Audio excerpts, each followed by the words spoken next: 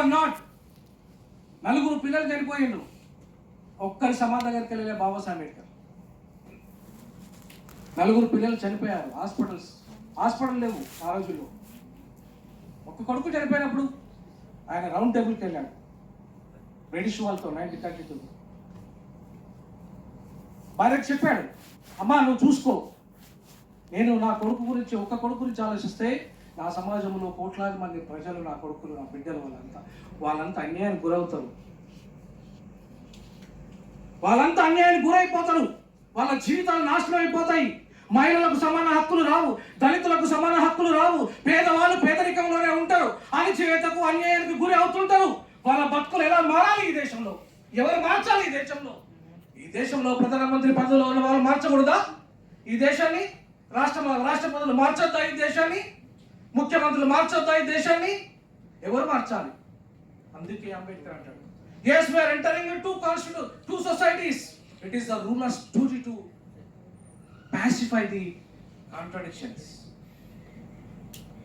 It is the first foremost ruler's duty to pacify the contradictions, because the constitutional justice is one of the basic idea of transformation of the society.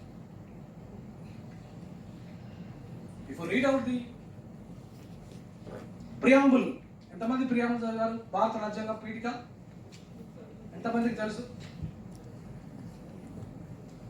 చదవండి. భారత రాజ్యాంగ పీఠిక అనేది మొత్తం ఈ దేశ మౌలిక స్వరూపాన్ని మార్చే ఒక ముఖ్యమైన ప్రకటన.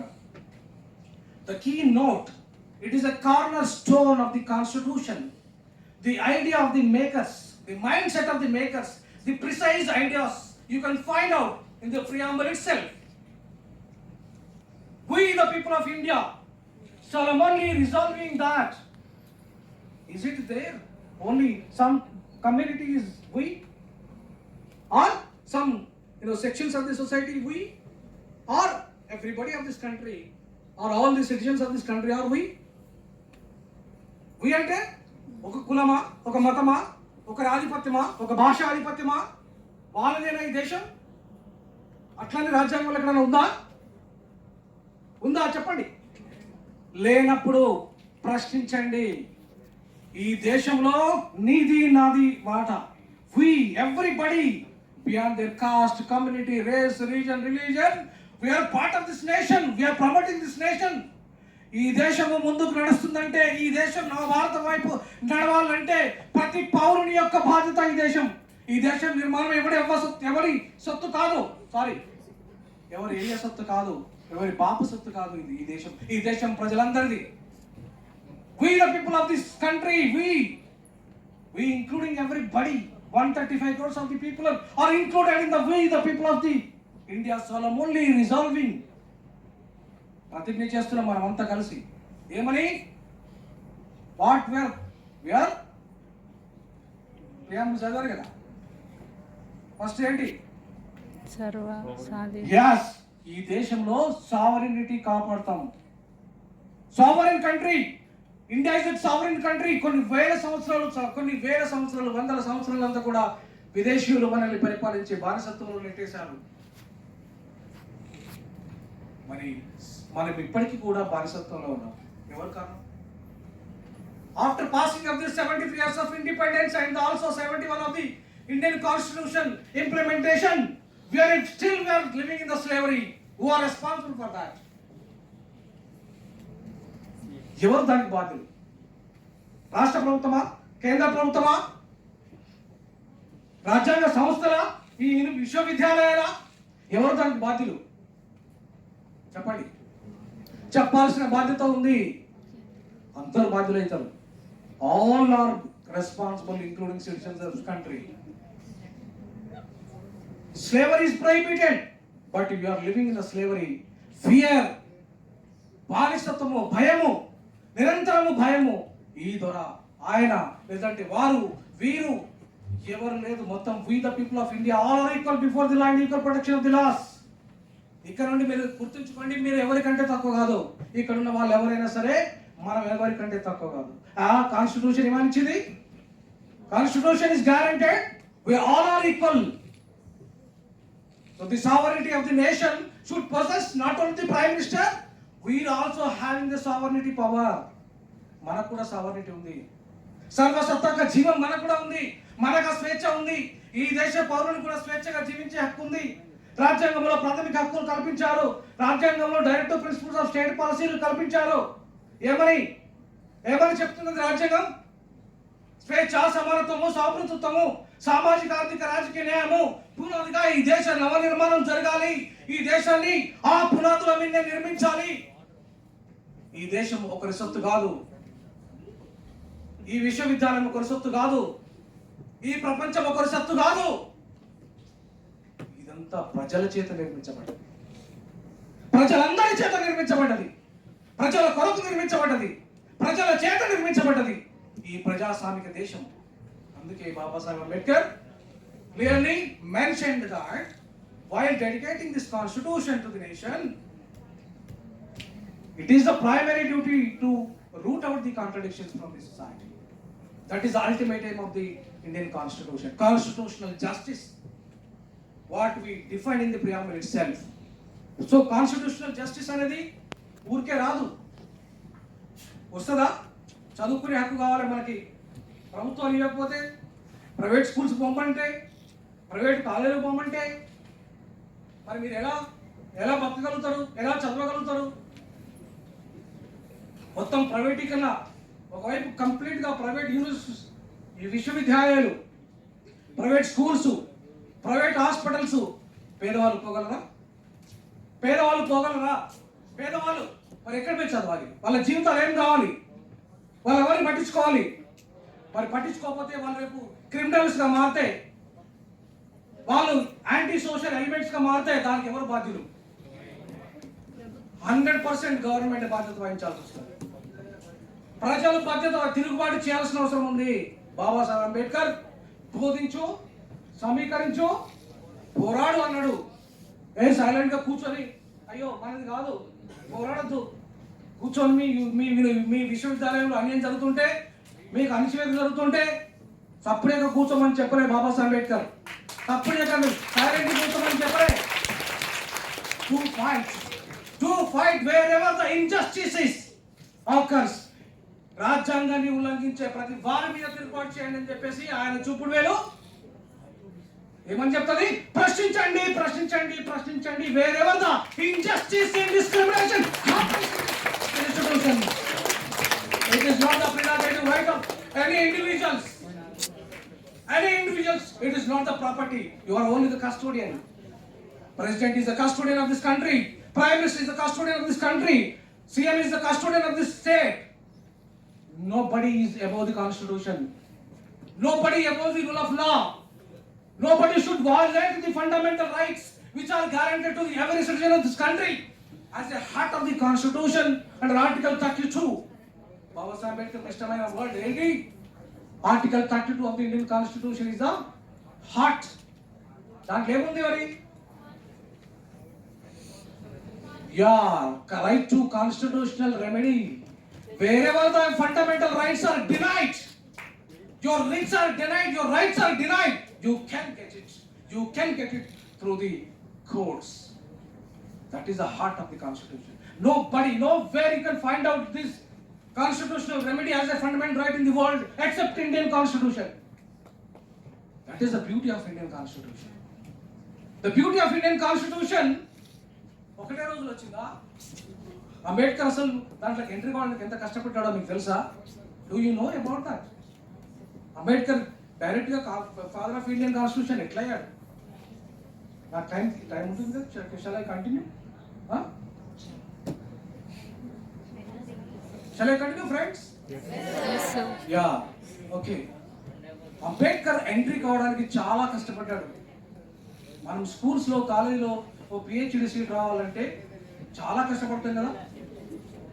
మనం ఏదైనా అవకాశం రావాలంటే ఎంత కష్టపడతామో అంతకంటే ఎక్కువ కష్టపడ్డాడు Ambedkar. Being a scholar, being a world intellectual, ఈ దేశంలో ఈ భారత రాజ్యాంగాన్ని రచించే శక్తి ఎవరికి ఉంది? ఒక్క అంబేద్కర్కే ఉందని ఎవరు చెప్పారు? బ్రిటిష్ వాళ్ళు చెప్పారు, మనం చెప్పలేదు. బ్రిటిష్ వాళ్ళు చెప్పారు, ఏమన్నారు? గాంధీ, నెహ్రూ మీరంతా ఎక్కడెక్కడికో వెళ్తున్నారు, ఈ ప్రపంచంలో ఉన్న మేధావులందరి దగ్గరికి వెళ్తున్నారు కదా, ప్రపంచ మేధావే మీ ఇంట్లో ఉన్నాడు, మీ దగ్గర ఉన్నాడు. ప్రపంచ మేధావే మీ దగ్గర ఉన్నాడు, ఆయన రిక్వెస్ట్ చేసుకోండి. అంతేకాని మీరు ఎక్కడికో ఐవర్ జెన్నింగ్స్ దగ్గరకో ఇంకా ఎక్కడికో వెళ్ళకండి, జెఫర్సన్ దగ్గరకు వెళ్ళకండి. Is the right person. Babasaheb అంబేద్కర్ని ఓడగొట్టింది ఎవరు? టికెట్ ఇచ్చిన ఇవ్వంది ఎవరు? ఆయనను ఇచ్చిన ఓడగొట్టింది ఎవరు? ఒక పొలిటికల్ పార్టీ. ఈ దేశానికి స్వతంత్రం తెచ్చిన పొలిటికల్ పార్టీ.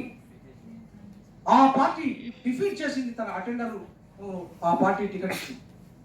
ప్రపంచ మేధావిని అటెండర్ తేనా అవమానపరిచింది ఓడగొట్టి. వాళ్ళు ఎవరు గెలిపించారు ఆయనను? జోగేంద్రనాథ్ మండల్ అని ఒక గొప్ప దళిత ఉద్యమ నాయకుడు. ఆయన ఎక్కడ ఉన్నప్పుడు కూర్లా అనే ప్రాంతం, బంగ్లాదేశ్, ఇప్పుడు నౌ ఇట్ ఈస్ బంగ్లాదేశ్. అక్కడ ఉండి అక్కడికి పిలిచాడు బాబాసాహెబ్ అంబేద్కర్, ఎవరో వరల్డ్ ఇంటలెక్చువల్, నిన్ను గెలిపించుకుంటాం రా మేము ఇక్కడ అని చెప్పి తీసుకుని అక్కడ ఆయన గెలిపించాడు. ఆయన గెలిపించిన తర్వాత ఆయన గెలిచిన ప్రాంతాన్ని ఎవరికి ఇచ్చారో తెలుసా మీకు? పాకిస్తాన్కి ఇచ్చేశారు. 1947 act, India independent act, 1947 act. నేను మళ్ళీ 1935 యాక్ట్ల గురించి చెప్పాలంటే సమయం సరిపోదు, 5 నిమిషాలు అన్నాడు కాబట్టి చాలా మౌలికమైన అంశాల గురించి ఎప్పుడైనా మీకు లెక్చర్స్ ఇస్తా వచ్చే ఒక రోజంతా. మౌలికంగా ఈ దేశం ఎట్లా మారాలి, రాజ్యాంగ న్యాయం ఎట్లా జరగాలి ఈ దేశానికి, ఈ రకంగా ఈ దేశాన్ని ఎట్లా ఒక సామాజిక విప్లవాన్ని, ఒక రాజకీయ విప్లవాన్ని, ఒక ఆర్థిక విప్లవాన్ని ఎట్లా సాధించాలి ఈ దేశంలో. రాజ్యాంగం యొక్క మౌలిక లక్ష్యమే అది. ఈ దేశంలో సామాజిక, ఆర్థిక, రాజకీయ విప్లవాన్ని సాధించడమే భారత రాజ్యాంగం యొక్క మౌలిక లక్ష్యం. ఆ లక్ష్యం వైపు ఎక్కడ కూడా మనం వినం. రాజ్యాంగాన్ని ఏదో ఆర్టికల్ రూపంలో చెప్పేస్తాం అంతే. కానీ రాజ్యాంగం it is not a merely legal document.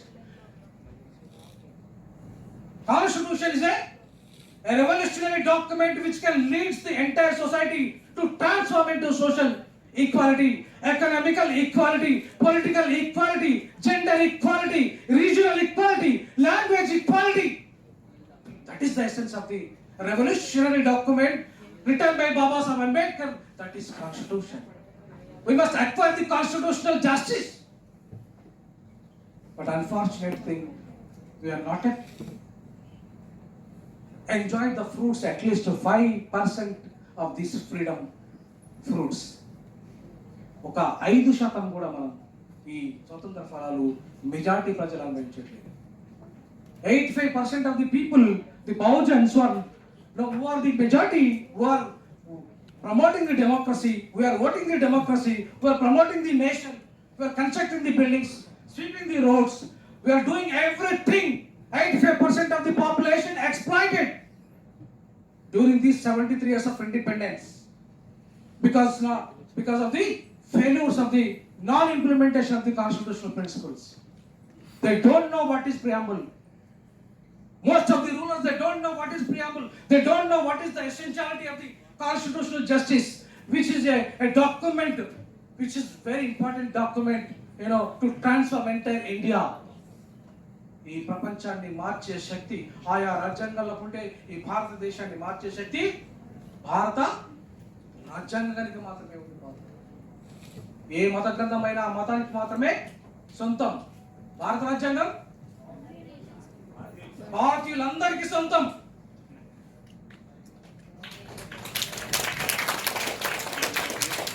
ఈ సొంతమైన రాజ్యాంగాన్ని 2 కీలకమైన, నేను మొత్తం కంప్లీట్గా ఎక్స్ప్లెయిన్ చేయలేదు, 2 కీలకమైన విషయాల పట్ల మనం చాలా జాగ్రత్తగా వహించాలి. ఒకటి ప్రైవేటీకరణ అనేది ఇది రేపు మొత్తం దేశంలో సర్వ శక్తులని, ఏదైతే సంపద, ఈ దేశ సంపదనంతా కూడా ప్రైవేటు వ్యక్తులకు దాసోహం చేస్తున్న విధానం ఏదైతే ఉందో దానివల్ల ఈ దేశంలో సివిల్ వార్ వచ్చే అవకాశం ఉంది. ఈ దేశంలో హింస పెరిగే అవకాశం ఉంది. ఈ దేశంలో అణచివేత పెరిగే అవకాశం ఉంది. ఈ దేశంలో పేదరికం పెరిగే అవకాశం ఉంది. ఈ దేశంలో అసమానతలు పెరిగే అవకాశం ఉంది. ఆ సంపదలో వాటా లేకుండా ఉంటే దాంట్లో రిజర్వేషన్లు కనుక పెట్టకుండా ఉంటే ఆ సంపదలో, ఈ ప్రైవేటు సంపదలో ఎవరైతే ఈ ప్రజలు ఎవరైతే ఉన్నారో, మెజారిటీ ప్రజలు ఎవరైతే ఉన్నారో వాళ్ళ వాటా లేకుండా రేపు వాళ్ళంతా ఈ దేశంలో తిరుగుబాటు చేస్తారు. ఒక బురుండి, ఒక రువాండా, చాలా దేశాల్లో ఇవాళ ఇంటర్నల్ కాన్ఫ్లిక్ట్స్ వస్తున్నాయంటే బికాస్ ఆఫ్ ది ప్రైవేటైజేషన్ వల్ల వస్తున్నాయి. ఆ ప్రైవేటైజేషన్ ఫలితాలు కొంతమంది ధనికులకు మాత్రమే, దట్టు ఇండియాలో 63 కుటుంబాలకు మాత్రమే దేశ సంపద దోచేస్తుంది ప్రభుత్వాలు. బివేర్. దాన్ని మనం ప్రశ్నించాలి, ప్రశ్నించాలి, ప్రశ్నించాలి. బాబాసాహెబ్ అంబేద్కర్ అదే కోరుకున్నాడు, ప్రశ్నించమని. ప్రైవేటీకరణ భూతం వల్ల ఈ దేశం సర్వనాశనం అయిపోతుంది. దాన్ని ఎదుర్కోవడమే మన లక్ష్యం. Because constitution clearly says about the welfare state. The ultimate aim of the rulers should implement the welfare state, not a capitalistic welfare state. You are promoting the capitalistic welfare state, which is only benefited for the 2% of the population, not 98% will be victimized. నీకు రాజ్యం వచ్చినంత మాత్రాన, నీకు అధికారం ఇచ్చినంత మాత్రాన నీ ఇష్టారాజ్యం చేసే అధికారం నీకు ఉందా? Either you are a president of this country, prime minister of this country, or the CM. Do you have that power? ఉందా? ఎవరికి లేదు. రాజ్యాంగాన్ని ఉల్లంఘించే అధికారం ఎవరికి లేదు. కానీ ఉల్లంఘన జరుగుతుంది, అడుగడుగున ఉల్లంఘన జరుగుతుంది. దీన్ని ఎవరు కాపాడుకోవాలి? మనమే. We the people, because we are also part of in the sovereign society. We are also part of in the secular society. We are also part of in the democratic society. We are also part of in the republic society. We are not away from these. Democracy is not a mere political democracy. If there is no social democracy, if there is no economical democracy, if there is no political democracy, what is the meaning of a democracy in India? It is a mockery. Democracy is a mockery. It has become a casteocracy. It has become an economicocracy. Not the democracy which is defined by the Abraham Lincoln, which meant for the people, by the people, of the people. That is the ultimate aim of the promotion of the constitutional justice by the Constitution of India. That is the essence of the democracy in India. My friends, we don't have the much more time, but I thank the organizers to explain brief about the essence of the Indian Constitution, which is one of the revolutionary document can lead the entire India into a just society. A just society is the ultimate aim of the to make India, made in India. That should be justified. That should be justified. Ultimate the constitutional justice prevails. Thank you very much.